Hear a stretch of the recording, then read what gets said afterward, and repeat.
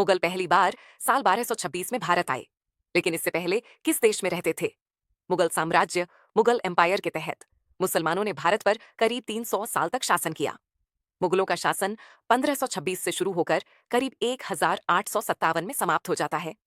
भारत में मुगल वंश का संस्थापक जहीरुद्दीन मोहम्मद बाबर था, जिन्होंने 1526 में दिल्ली सल्तनत, दिल्ली डायनेस्टी के शासक इब्राहिम लोदी को हराकर भारत में मुगल साम्राज्य की स्थापना की थी। मुगल भारत में 15वीं शताब्दी में आए थे। मुगल साम्राज्य, मुगल एम्पायर के तहत मुसलमानों ने भारत पर करीब 300 साल राज किया। मुगल शासन 1526 से शुरू होकर करीब 1857 में खत्म हो जाता है।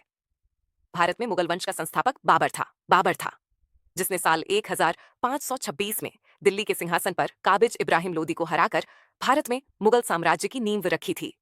ऐसे में सवाल उठता है कि मुगल भारत में कहां से आए थे? मुगलों ने भारत में इस्लाम का प्रचार प्रसार किया। इस तरह भारत में मुस्लिमों की पहली आमद 1526 में मानी जा सकती है।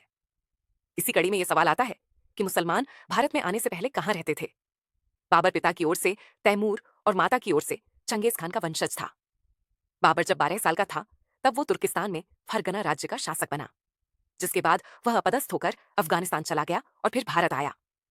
इतिहासकारों के मुताबिक मध्यकाल में जो लोग तजाकिस्तान और उज्बेकिस्तान से आकर बसे, वो मुगल कहलाने लगे।